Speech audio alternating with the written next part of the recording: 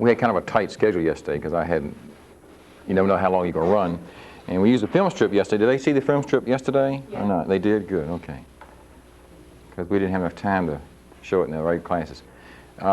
Just so you ignore we're going to videotape. We videotaped yesterday to practice, and she's going to videotape. So just ignore it, you know. She'll be videotaping you, so please don't, you know, stand up there and wave your hand and all that, you know, like you do on television. And this is to get we hope that this will encourage the teachers to also have Mrs. Benner come in the classrooms and videotape. This will be in color. And so let's get on with the subject. I'm going to talk about education, and I'm going to zero in on, I'm going to give you a little background, then I'm going to zero in on teachers, various other positions that are in the school system, you know, counselors and media specialists and so on. And then I'm going to zero in, that's the first phase. Second phase, I'll zero in on the position of an administrator, not just a principalship, but also assistant principalship, and what you have to do in order to become, you know, to be able to qualify for that type position. Okay, so number one, let's go into just education in general and give you a real quickie background. In 1850, you didn't have high schools, junior high schools, and middle schools. They just didn't have things like that. All you had, per se, that was free, you know, that you'd go to. Everyone would attend, because it doesn't cost to go to school in this country. In any state in the United States, it does not cost to go to an elementary school or a middle school or a high school. They're all public education. It's all free. And that's a law, so to speak. Not a state law, but a federal law, okay, per se. Okay, in 1850, all you had then was elementary schools. So all you had were elementary teachers. That's all you had that were there to teach as a public teacher, okay? In 1872, in Michigan, they formed the state decided to tax the people, which is the first time we had a tax, so you could have what you have right now is a middle school, and therefore you'd have middle school teachers, and they would be on the payroll. Before then, you had to go to an academy, and you had to pay tuition. Like you go to college, you have to pay tuition to do that. Okay, so this created a high school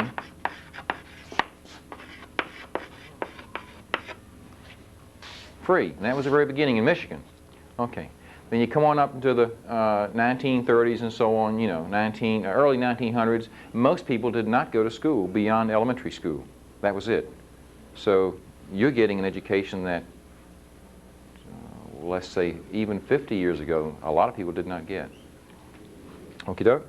Then let's go into what kinds of education we have today. You have public education. You have private education, and I'm referring to schools now. You have federal. Public education is what you're in right now. It's public education. You also have public, you know, like community colleges, you know, Seminole Community College and so on, and even in colleges. Private education where you have a religious school. How many have been to a private school? I was going to ask you later, I'll ask you now then. Okay, well, you know what I'm talking about. Private. Some of these schools were religious in nature. You know, it was a very clear understanding that you were going to get a lot of Bible and so forth when you went to the school. Some of the other schools are not religious in nature at all. They're strictly a private school in place of a public school. And about 10%, if the figure is still current, it was 10% of the student body in this country, enrollment, was in private schools. Okay? Federal is where you'd have teachers teaching in a federal prison, you know, because you have those people that are very young, 17 years old and so on, that are in a state penitentiary. Not as we know it, you know, it's a state institution, not with older prisoners per se, but they need to have an education and to continue their education. You also have overseas teachers where they're teaching overseas normally a minimum of 2 years. You know, like you have the armed forces over there, and you have the families in some cases, or more so embassies. You have private businesses that send their personnel overseas, and they sometimes send their families. You might find a public school setting, you might find a private school setting that has nothing to do with the federal government in this country, just a private school that's operated. As an example, in Saudi Arabia, you have parents working over there, their families, and they'll go. We had a parent here who ended up teaching in Saudi Arabia in a private school, about 250 kids. So, okie doke. Let's move on down to zero in on the teachers now.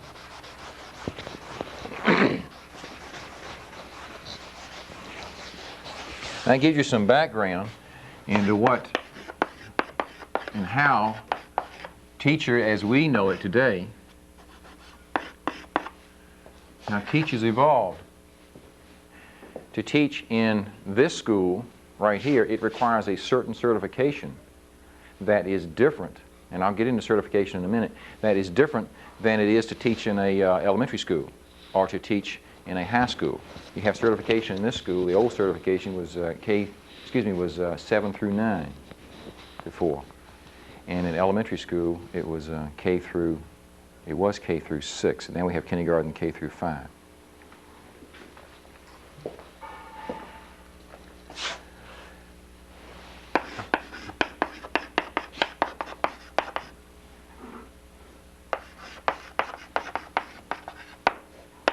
Okay. You have to receive certification in the state of Florida as you do in any state and to teach school. And it depends. And there's a little booklet on certification in the state of Florida. And if anyone is interested in wanting to pursue a teaching education or a teaching career, then they have to know what the particular subjects or what have you that they want to teach, be it math or English or social studies. You would be certified in a particular subject, math or English. If you were going to teach in the elementary school level, then you would receive certification in elementary. High school is very closely related to junior high and middle school, okay?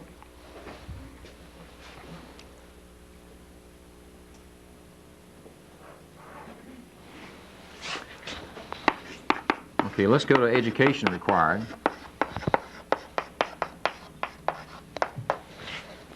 What do you think it normally takes for a person to teach school? How many years of college or what kind of degree? Does anyone have any idea? Bachelor degree. Right, right. And we'll call that, for the sake of just simplicity, we'll call it a 4 years of college, okay? 4-year degree. You can call it a BS, BA, depends on what you get, okay? If you, let's just call it a BS or a BA.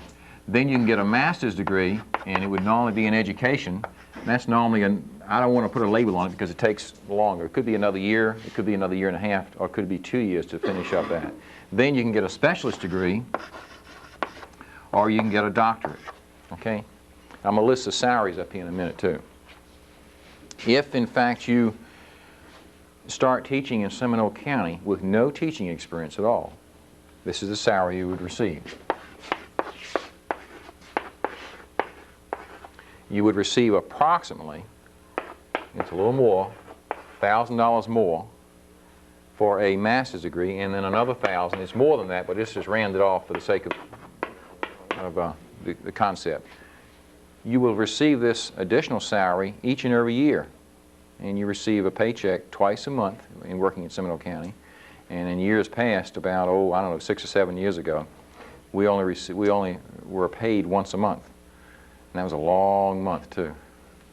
So if you have a doctorate, it's the same thing. Whether you have a specialist degree is between a master's degree and a doctorate. Okay?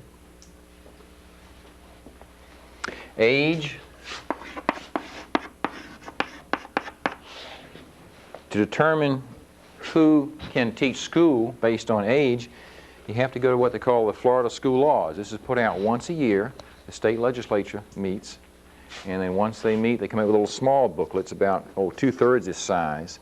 And then once they're through printing that, and sometimes you have to rewrite the laws, they weren't clear. You know, you get a lot of lawyers together, and they have to have it done in a legal fashion. You then will receive this. Now, we're waiting for the 1980 edition now. But this covers everything from how old you have to be in order to begin school, how old you have to be to continue school, meaning before you can quit, if you chose to stop attending school. It covers what the responsibility is of your parents in seeing that you come to school every day. It states in here what you can be absent for. It states what retirement benefits of employees, goes into the colleges and so forth, goes into what is required of the superintendent, of teachers, goes into the duties of a principal in here, so forth. Okay. The age for a teacher is, anyone care to guess what the law says? 25. 25. No, we got some teachers here younger than that. Huh? 20. You close. 19. You're close. 23. 22. 18. 18. And what the law says, I kind of got surprised when I did a little research on this. It says 18, and what it says is that you have to be 18 years old, and that's the way I read it. I read it to the other classes, and I'll just give it to you. You have to be 18 years old unless you were attending, in essence, have a 4-year college degree. Then, in essence, the way I understand it, you'd be less than that. I don't see how. You have to be a very, very bright person, and you would lack the maturity, I think, to teach school. But that's the way I interpreted it. Normally, I've never employed anyone or recommended the employment to the school board of anyone that was under 21. I've never seen it. Youngest person that I've ever seen come in here is 21 years old. You can teach until, anyone want to guess? Yeah. 60. 81. How? 70. Okay, good. I'm going to put 70 down here, and I'm going to clarify that. In other words, a teacher could be in this building this year. We don't happen to have it, but a teacher could be in this building this year. I'm getting tangled up here. A teacher could be in this building, in this school, this year, and start teaching school provided they were not 70. They could turn 70 in, say, November, and then this would be their last year they could teach. Okay, so you could actually be teaching while you're 70, but it could not be, you couldn't turn 70 in the fall. Okay, let's go into, I'm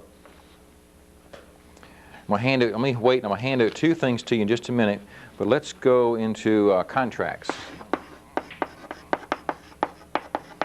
You have to have a teaching contract in order to teach school. In other words, if someone comes to me and I interview them, and I decide that's the person I want to employ by way of the school board, I'm an agent operating for representing the school board, and the school board then appoints that person. Then the school board will see to it through the personnel department that that person will receive a contract. And a contract is normally a legal size. You know the letter size paper is like this, I guess. And the legal size a little longer, and it's a lot of wording on it, what their responsibilities are, how the contract can be broken, how long the contract is for, where they will teach, and so forth. Then, once they have taught school for 3 years, they can then go on what we call continuing contract. They have been an annual contract teacher for 3 years. It's like a probationary status for 3 years. And then once they've successfully completed 3 years, and the principal or the supervisor recommends to the superintendent, and he in turn recommends to the board, then that person would then go on what we call continuing contract. Another word that they use is tenure. They go on tenure. And then they cannot be fired or released from their position without just cause, or unless it was a cutback. Like you get down in Cape Canaveral like that, you have a lot of businesses, space programs that might be cut back. Okay. This, after you've been there 3 years, and this is all you get each year, this is the only thing you'd receive from the board indicating that you have a position the following year. And it's very minimal. It does say where you'll be assigned. It happens to be mine, and it has a facsimile signature by the superintendent. He didn't actually sign that one, though, but it's a facsimile. But that's all. Most of the people in this building are on continuing contract, and that's what they receive. In order to have a certificate, you have to fill out a form, send your transcript. Transcript is an official document from the college you attended showing the grades you have, and then you would then receive this back from the State Department. And this would be a certificate, and I've blocked out the person's name because it's a teacher in this building, but they are certified in elementary education, English, and math. It's unusual to be certified in both areas, which is very good in case they had to find a job somewhere else, they had to move or something like that. Okay? It'll also show what level, college degree level they hold, ranking. They're not going to do that. They're cutting out that in the future. They're not going to have what we call ranks, whether you have a bachelor's degree or a master's degree.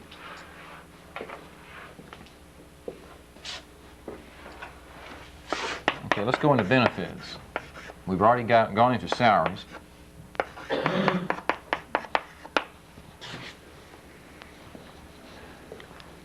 If you're teaching school, you teach a month, you get a day of sick leave. Doesn't mean you're supposed to use it as soon as you get it, because then you might be sick 3 days and you would be docked 3 days pay, or 2 days pay out of it.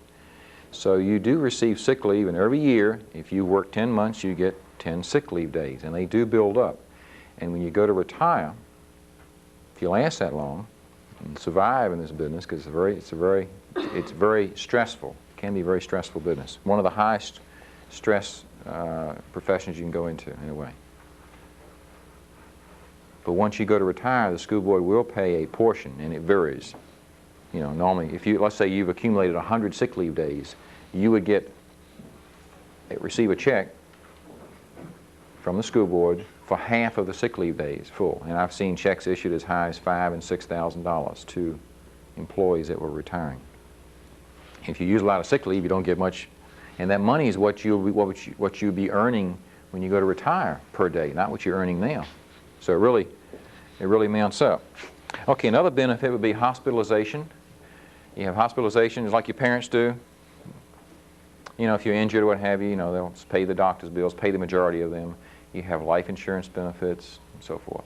You have sabbatical leave, which means that after you've taught so many years, so many teachers in the county are allowed to leave and not work for a year and go to study and so forth.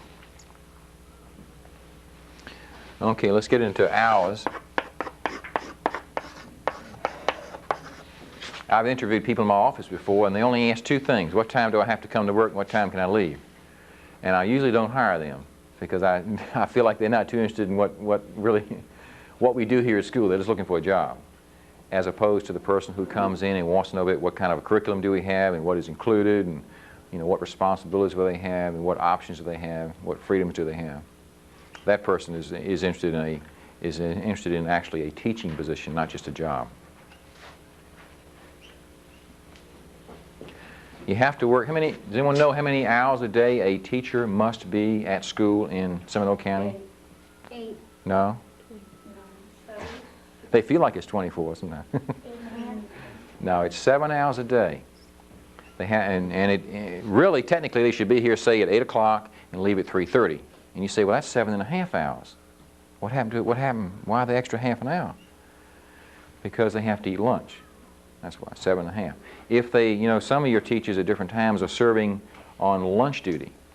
And when they do that, then we have to pay them back because they should have a duty-free lunch. And we don't like for them to have to serve lunch duty, but, you know, we have to have some supervision there.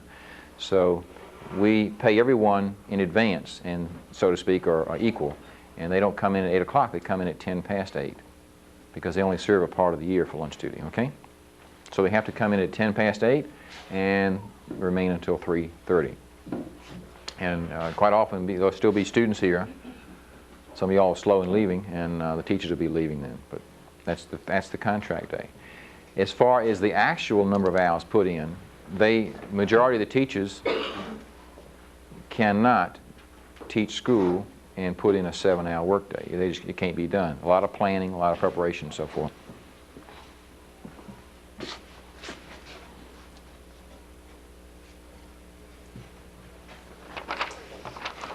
Okay, let's get into one more thing on teachers, and that's retirement.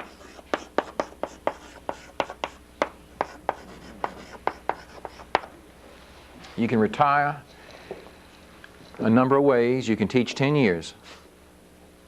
You can come in here and teach 10 years, and then when you turn 55, you can get retirement benefits.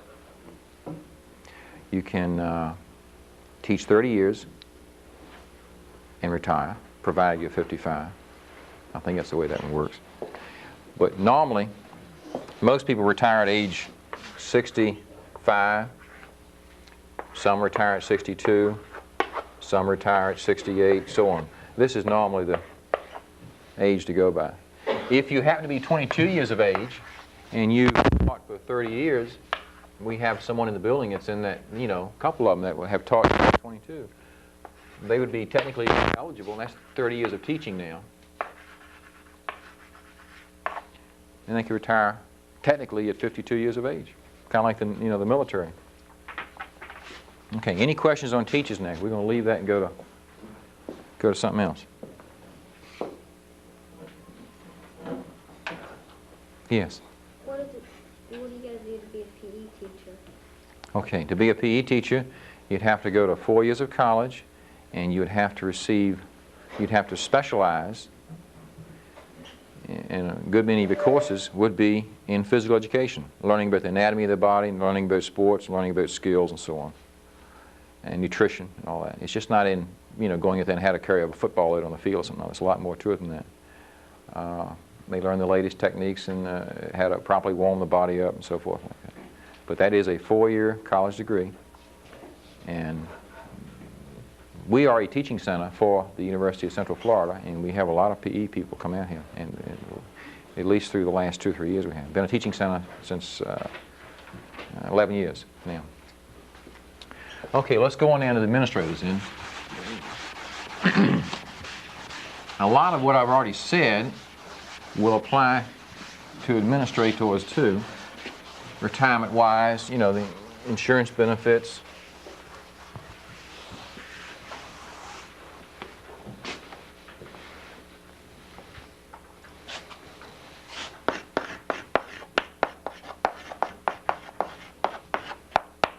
I'm going to put down here assistant principal, because I want to include that too.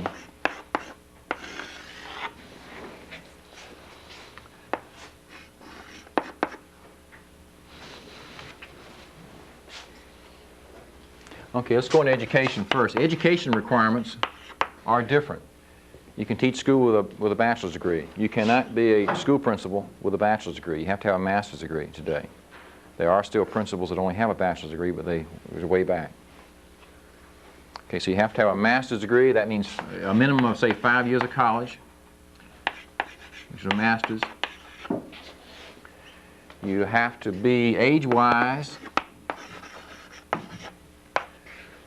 It doesn't speak to age per se, but in order for you to be a teacher, you know, the age was 18, thus and so, normally they'd be 21, 22, 23.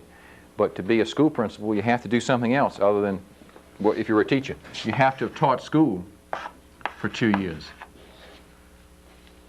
You have to have taught school for 2 years before you become a principal.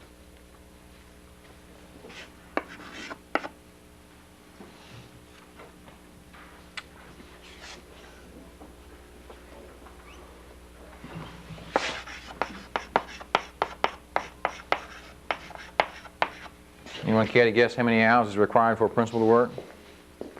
6. Okay. There's nothing stated in the law. It's not stated anywhere that I can find. No, not in school board policy. It's not in county. You know, not in any books or anywhere. That means you could just Just stay home and have them mail me my check. Yeah. I tried that. No. There is no minimum. But normally, principals will work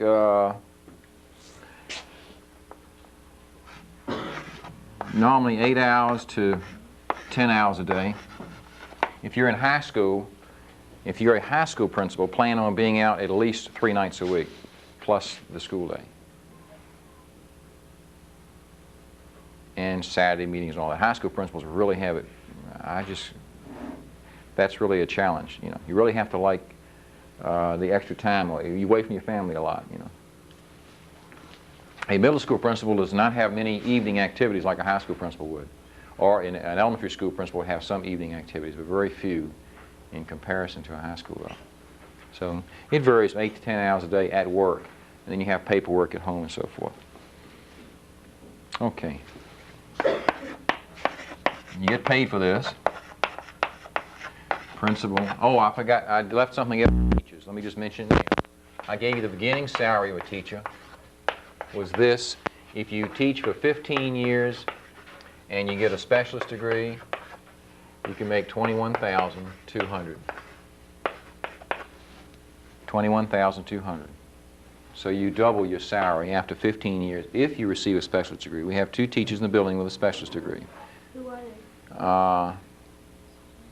Mrs. Jennings, and I've forgotten who else right this second.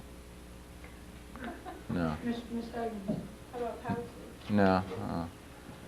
And maybe it is just Mrs. Jennings. I have 2 or 3 of them working on it. I have a specialist degree, but there is someone else in the building.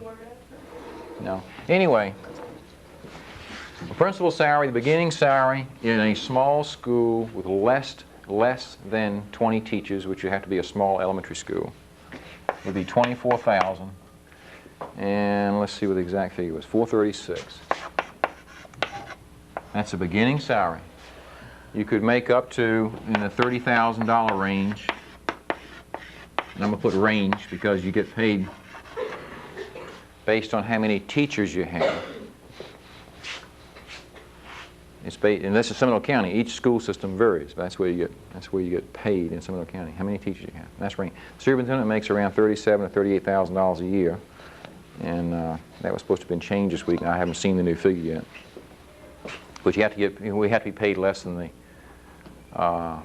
superintendent.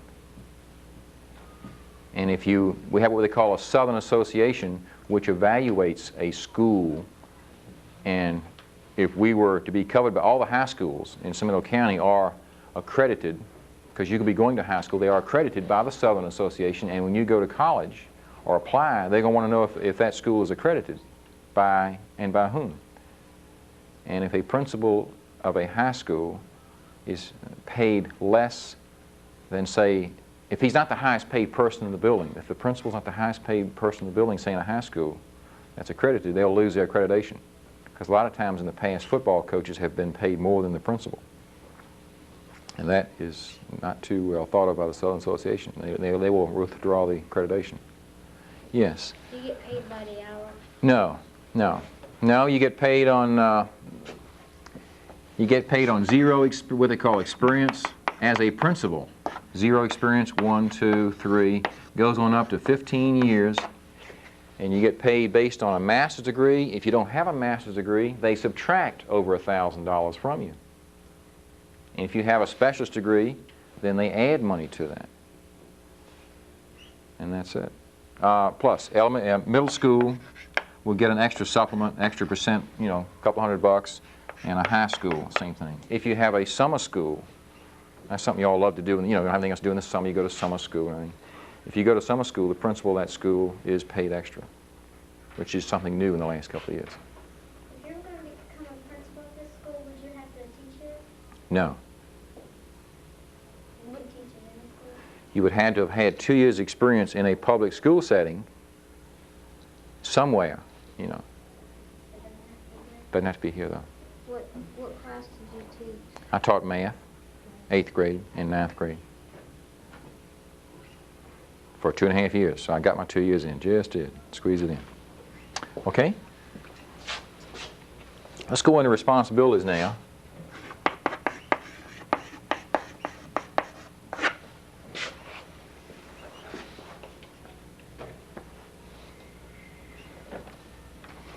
Okay, a principal is responsible for basically everything in the building.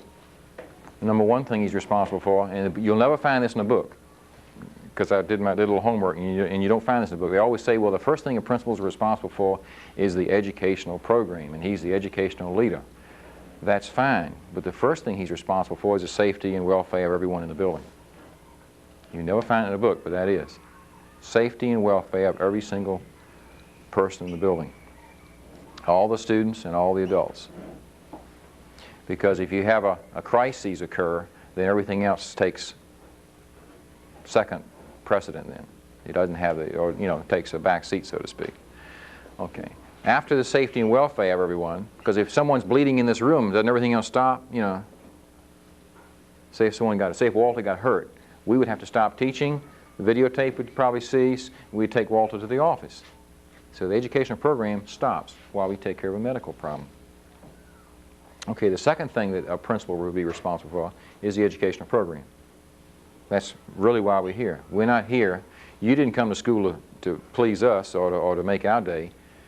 You're here we're here because you're here to provide a program for you. That's all. That's the second thing. Third thing is that our responsibility is to evaluate the program and be certain that we are providing for you what we should be doing. And there's sometimes outside sources will come in, individuals, and see what type of job we're doing, Okay? Another responsibility I have is to evaluate the people. Hire them for the board, and then to evaluate them. And I'm personally responsible to see to it, either I have to do it or I have to delegate it. That means have someone else do it. See that everyone in this building, and there are over 100 employees, There are at least 105 in this building. It varies because of food services. But you got 105 people plus in this building.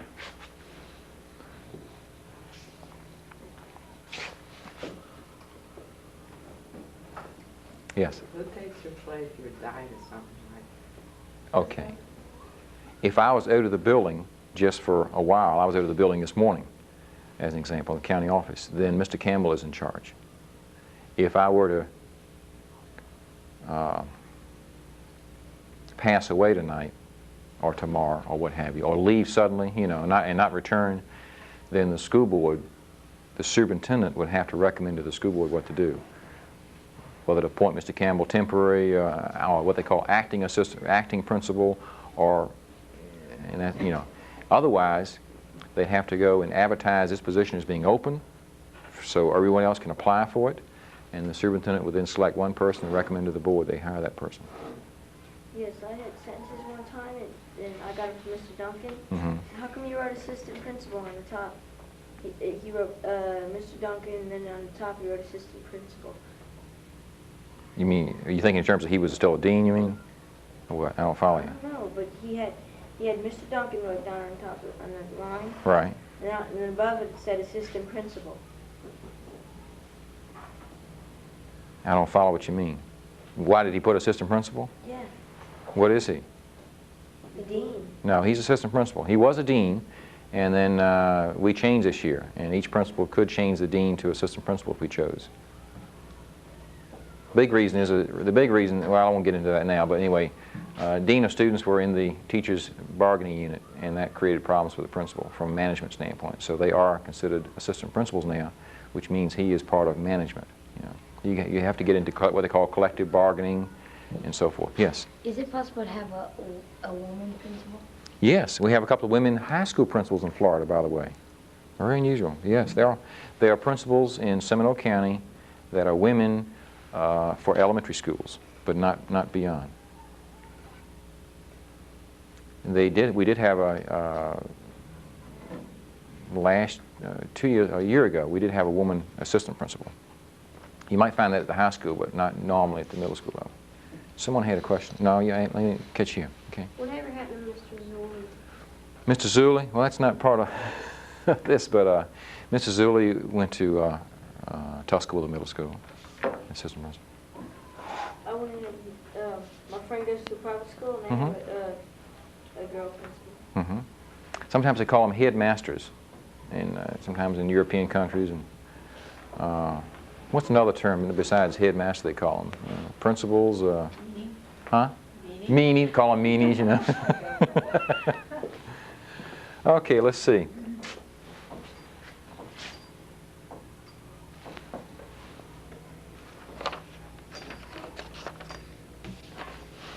Let me give you a typical day that I have, and it's not really typical because every day varies. You know, one day I might not get around, like this morning I was gone for a couple of hours in the county office. Therefore, I certainly could not end up doing what I'm going to give you now. But in a typical day, you know, after so many days go by, I'll probably end up doing something like this.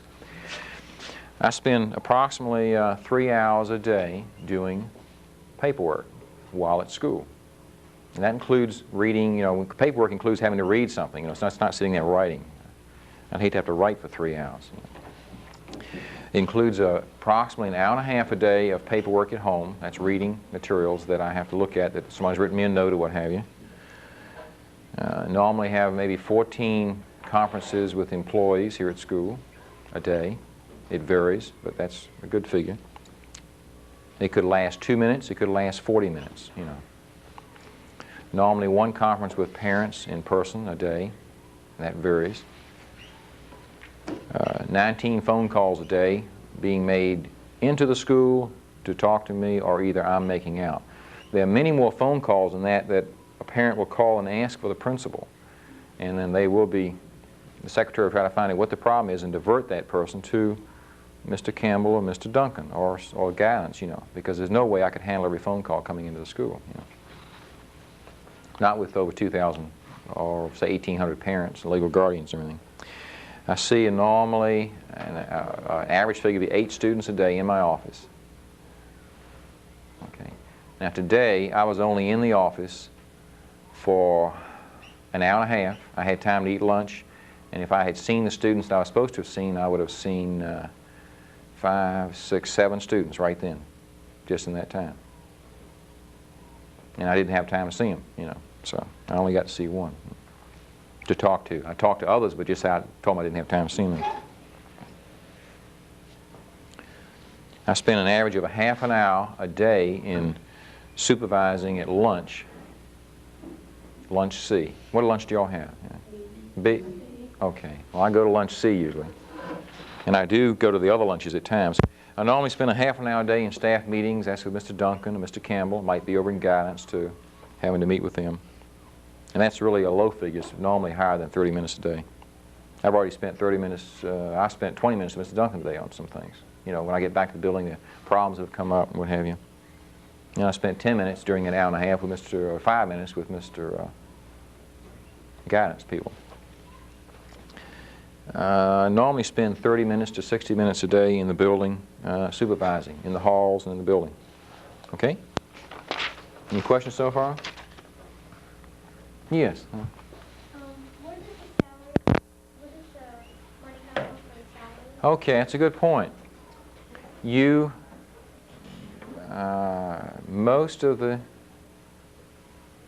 over half of the money comes from the state of Florida. And that is, in the greatest single tax figure there would be through sales taxes. When you go to the store and you pay 4% sales tax, that would be the largest single revenue that I can recall that would come into the state, what we call state coffers, you know, the state of Florida. And they pay for, I don't remember the exact figure now, but it seems like it's around half or more. I know, Governor Graham and the cabinet want to increase that, so the state of Florida will be paying for the majority of your education. And that's about half, so I've forgotten the exact figure. The rest of the money comes from property taxes. You know, if your parents own a home and they make a payment every month, they have to pay taxes. And those taxes go into the county. And a part of the tax you'll pay to operate the county. Well, let's see, you live in the city here. How many live in the city of Castleberry? Oh, gee, okay, a bunch, yeah. Okay, how many live in Longwood? How many just live in the county? Don't live in the city? Okay. Well, you pay city taxes from paying your house. If you live in the county, you pay county taxes. Another tax you pay on your house is to operate the school system. Okay, that's another way. Another way you get money is if you go to the highlight, you know, the dog tracks and everything, some monies go back to the school system that way. Okay, if you want to be a good principal, and this is my own opinion now, no one else's, if you want to be a good principal, there are 9 things I think you need to do or be able to have or possess. 9 things. One is you have to like kids to be a good principal. It's a people job. You really have to deal with people. So you have to like kids to begin with, to help understand their problems and be able to deal with them, you know, and deal with them in a very pleasant way. Try to.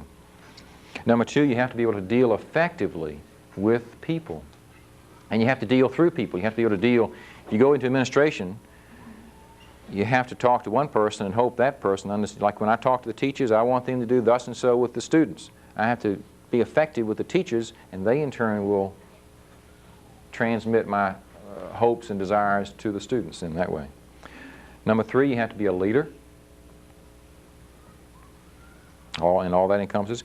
You have to have professional ability. You have to know what in the world you're doing, and you have to do it in a professional manner. And you have to be able to make a decision, and you have to be able to stick to it, and that's tough. You know, like, you know, you suspend a student from school, and mom and dad come over there, and they're going to sue you, and they're going to do this, they're going to do that, and they don't put you back in school, put the boy back in school. You just have to say, I'm sorry, no, and give them reasons why, and stick to your guns. Or if teacher X wants to do something, I'm sorry, and the answer is no, you know.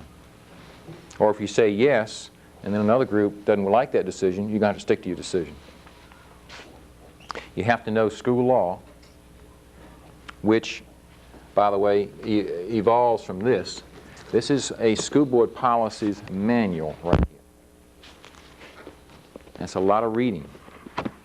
And you have to be familiar with what's in there. There's no way you could know everything in there. No way. There's one high school principal in Seminole County. I imagine he knows pretty much what's in there. He's pretty sharp on that. He could probably be a lawyer if he wanted to. I'm not going to say. There's a state board policies, the State Board of Education for Florida, that puts these out. Then, when the state legislature meets, you know, they put this out. So whenever I make a decision, I've got to make it and keep in harmony with what the law says. Also, we have 4 unions in the county: bus drivers, the clerical, you know, secretaries and everything, the teachers, and the 4th group consists of food services that fixes your lunch, they fix your lunches, and the custodians in the same group. Okay, and I have to abide by what the 4 contracts say, in addition to all these things. You have to be flexible. You can't be so rigid you can't, you know. Like sometimes if I see somebody chewing gum in the hall, I don't give them 100 sentences, you know. I just don't have the time, you know, what have you. It's, you know, little things, but it can be me. It could be involved with big things too, being flexible. You have to possess some common horse sense. You sure need some common horse sense to be able to run a school. You can't be the bookworm and not possess the common horse sense of really seeing a true picture. And the last thing, you have to keep you cool. You can't let every little thing get you upset and all that bit. Because you can get students real upset and teachers upset, and you know, meaning they can be upset over something. And you can have parents come in, and I get threatened with a lawsuit about probably once a week. That's a good, sometimes twice a week. You know. But you just can't let that shake you, you know. And that's just keep you cool. That's my statement, keep you cool. And you have to have some good old philosophy of what is right and what's not right, and what's good for education. In your, you know, in my opinion, try to have good basic, some good basic ideas. Okay. Thank you for being good listeners. Yeah. You got any questions now on how to run a school? You don't want to run a school? Do you think it'd be fun trying to run a school? Tell you one thing, if I did, I'd give them a lot of vacations. You give them a lot of vacations? Well, see, you got to go back to this little book. See, you got to have 100 in this book and this book. You got to have 180 days of school. And then you got to negotiate all that with the unions to find out, you know, when does school start. The school board will decide that, but then, you know, what days will we not be in school? And that's negotiable with the, to a point with the unions. Yes? When you come up here during the summer, I work 12 months. I didn't mention that. do you get paid during summer? Yes, that's for 12 months employment. I'm up here at Christmas time. I have to work during, you know, during the holidays. I'm given 4 days off at Christmas time, meaning Christmas Day, Christmas Eve. No, it was Christmas Day and the it was Christmas Day and the day after Christmas. 2 days. You are off 2 weeks. You were off 2 weeks, and I was given 2 days off each of the 2 weeks. That was it. If I wanted to take off that, which I did, I have to use what we call vacation days that I earn. How come Mr. Duncan wanted to be the dean? Hmm? How come Mr. Duncan wanted to be the dean? Usually, in a case like that, a person who wants to be a dean, they are teaching in the classroom, they'd like to go into administration, they'd like to make more money, which is an opportunity to make more money. It's an opportunity to use their talents in a different way. It's an opportunity to do something differently, you know. That's why. Mr. Duncan likes to write too, you know. He's a very he loves to write it too. So, you know, people have different talents. Anyone want to be a teacher after today? No, I didn't think so. I didn't think you were going to say that. Okay, Miss Flesch. One thing you might want to mention to them is that a 10-month contract teacher does not get a salary all summer. No, they don't. They're paid for 10 months' work, and the days are specified. Teachers are off at, you know, Christmas time and everything, which I mentioned. They're off Monday week, when you all will be off, unless we have a power failure. And Tuesday week, not next Tuesday, but the following week, when you all are at home, the teachers will be here and I'll be here. but they don't work during the summer. They have to go to college. You know that certificate I passed around? Remember, well, you know, it was this. It was a copy of a certificate. This, in order to, this is only good for 5 years normally. This showed it was good for a longer period of time because the law has changed after this was issued. A certificate now is only good for 5 years. You can only teach 5 years and that's it. And to obtain a new certificate, you must take 6 semester hours in college.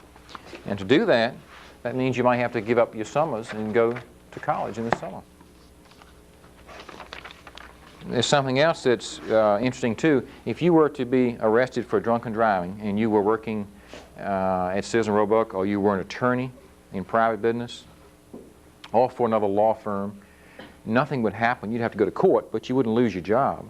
If you are a teacher, or you could be arrested for drugs. You could work for Sears & Roebuck. I'm not trying to, I don't hate to use Sears & Roebuck, but a firm like a retailing firm, you know. Nothing's going to normally happen just because you were arrested for drugs or arrested for drunken driving or something like that, you know. But if you're a school teacher, the odds are that you will lose your teaching certificate for that. And it goes back to the history of the teaching profession, where it's back in the 1920s and 1930s, which is not in your lifetime, and you know, maybe not in your parents' lifetime. Huh? You lose your license. Yeah. But back then, you couldn't be married and teach school, and you couldn't wear makeup, you couldn't smoke, you couldn't drink, and that kind of concept has continued. It's a very restricted type of setting as far as the profession. Thank you.